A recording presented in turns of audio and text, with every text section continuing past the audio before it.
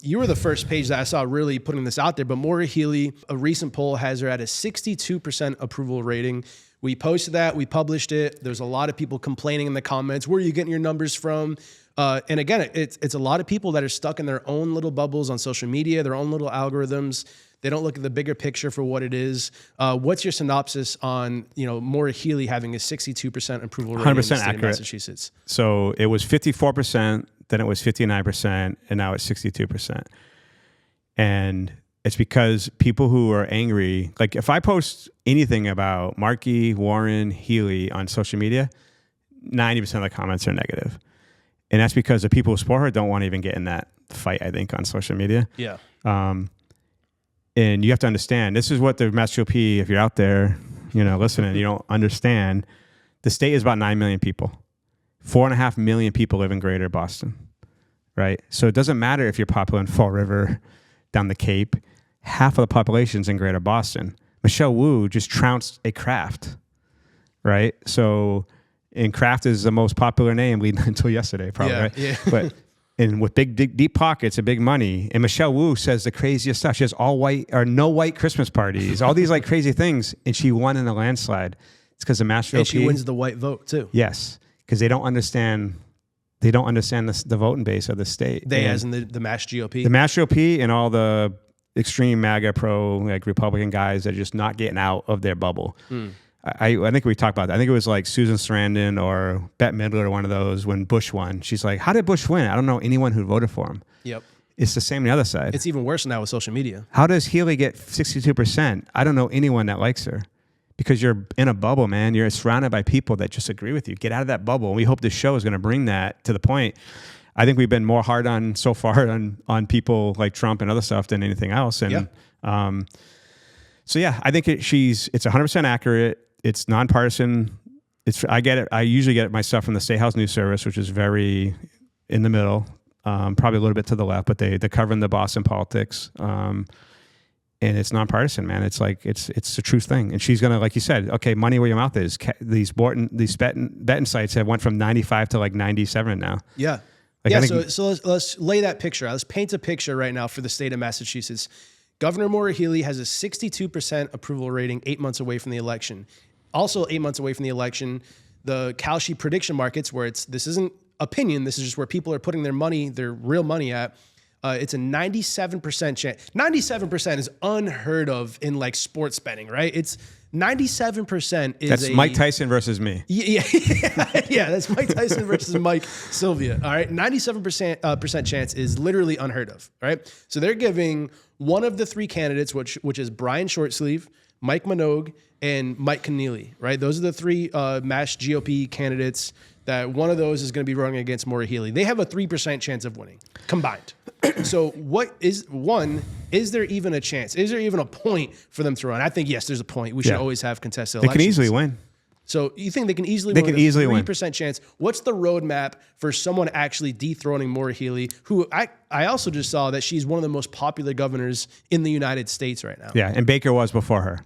Baker was the most popular governor, and he was Republican. So it tells me they can win. Brian Shortsleeve, Mike Keneally are both Baker guys, right?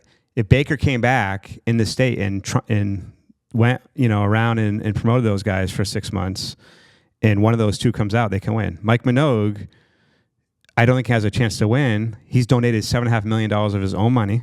Yeah, he has more money than Healey. Money than Healey, almost $1 million more, like $900,000 more. We put out a post on New Bedford Guide on that. If he would have, they've already done the wrong thing. That guy should have been setting up a super PAC and funding one of these two that has a chance to win. But the guy who probably has the most likely guy, Brian Shortsleeve, has less than $1 million, and Mike Keneally has over $1 million, and then Minogue has most of it. And name recognition goes a long way. So when I posted the 97% betting odds, there were comments in the comment section saying who's running against her. People don't even know who's running against her. And they've been running for 4 months right now. So that's the big thing, right? Like obviously the big Massachusetts politics, hardos, like they know who's running. But if we just walk down to the streets of Fall River, Boston, Worcester, people don't know who's running against Maura Healey, but they know who Maura Healey is. So what's the roadmap to one of these guys actually dethroning the current governor? They need that Scott Brown moment. Scott Brown in a pickup truck. when Kennedy died here in the Senate, he's the first Republican in decades to win, and we won't see another one ever here in Massachusetts, I think, as in U.S. Senate. They need that.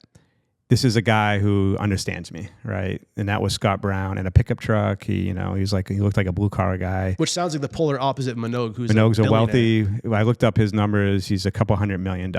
He came up with some heart device and made a fortune. And he is a good chance he'll be here because money does win elections, right? And what we're having a problem here now is, do you remember who ran against Healey when she won? No. Okay, so it's Deal. Okay, so I do remember that, actually, yeah. Deal went against, in the primary, Doty. Doty was also a wealthy guy, but he was a very Baker guy. He could have won. And if you go back to my forward group days and New Bedford group days when I could actually post in my own groups. You keep saying a Baker guy. What is a Baker guy, though? What does that A even Baker mean? guy is a moderate Republican who doesn't run as a Southern Republican. Some would say a rhino. They call it a rhino, but try being a guy who's going to talk abortion in Massachusetts or talk all these kind of craziness that is, you're a Massachusetts guy. And that's my whole point. They don't understand. So Chris Doty he was a millionaire, but he was more of like a cookie cutter baker, meaning I understand I'm in Massachusetts. I gotta, the House and the Senate is run by the Democrats. I got to at least get what I need in some of these bills, and not veto those kind of things. So Doty, the Mass GOP basically had him spend all the money in the primary, and he lost. And then Deal had no money, and he was your very more conservative kind of guy. You cannot win in this state. You got to be Baker. So there's a chance they're going to do the exact same thing. And the problem is the Mass GOP is more about consultant money and all this kind of getting all the money out and not really, because the big problem here, and we can get to this PhD level of winning the state. Last year, when Trump won in 2024, so not last year, we're already in 2026.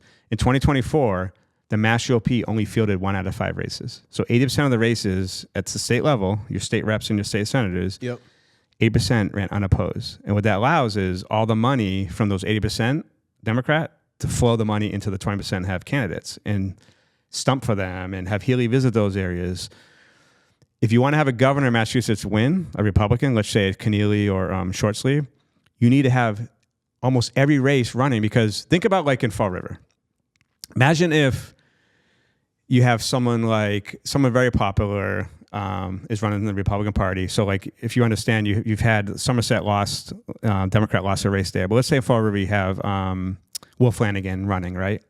So imagine Will Flanagan running against Who's the former mayor of Fall River, if people don't know. Very charismatic. So imagine if he's running in Fall River, he's going to bring up the governor candidate as well, because now you have people paying attention. But if everyone's unopposed in Fall River, people don't go out to vote. The turnout was lower, and they're all going to vote Democrat pretty much, right? So the governor to the state rep, because if the only candidates that are actually actively campaigning are Democrats, then the Democrat governor is going to get the vote. Does that kind of make sense? Yeah, that makes total sense. So if every race had an opposition, people start paying attention to the Republicans a little bit more, and they start getting that name recognition of, like you said, no one knows who's running. So if the Mass GOP cannot field candidates, then the governor, and then you put like Minogue in there, 65% Healey. She's going to win 65% of the vote, which she won against. So if you were going to put your money in the betting odds, not just like who's going to win, but what do you think paint me the picture of what you think is the most likely scenario to happen. We have 4 people right now running for governor. What do you think is going to happen? Who's going to be the final 2? Obviously, Maura Healey is going to be one of the final 2. But like, what do you see happening in the Republican Party? I still think so. Minogue, I still think is not going to win, even though he has all that money. So I just look at this. There's only been 2 polls done. So it's Suffolk University / Boston Globe polling. The first poll when came out, it was no one knew who anyone was really.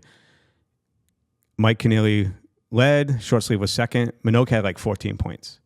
Minogue now spends the most money. He spends like, I want to say like $2 million. He goes from like 40% to like 6% or something like that in the next poll.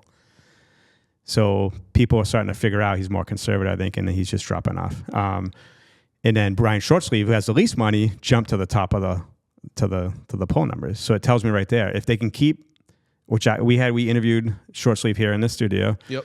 I think he's a likable guy, former Marine, he was the head of the MBTA, turned it around. It was like, I don't know if you remember the scandal. It was like a scandal there. He got pulled in there. Baker kicked the guy out, put Shortsleeve in.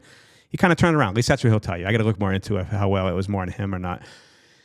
Likable guy, former Marine, cut in the cloth of Baker, donates to Democrats. Republicans try to use that against him. It's like, again, Trump. Okay, so If you're a MAGA guy, you're going to throw Trump under the wall, because he helped Jesse Jackson become president. Yeah. He donates to Democrats. Guys, winning is more important than getting your message out there and losing, right? So I think you're going to see Brian Shortsleeve at Keneally go next level, and if there can be some real money behind those two, he has a chance. But you can see already with, Healey's not stupid. She's already doing the right things, right? She ended the migrant crisis last year. She moved them all to the hotels. So for 3 years, they're all in the hotels, and veterans didn't get preference in there. Now the veterans got preference, and they're all out of the hotels. She has the ADU thing coming out. She's doing the right things, and unfortunately, it's always an election year when you finally see these kind of things come out there. There's so much to run on against her.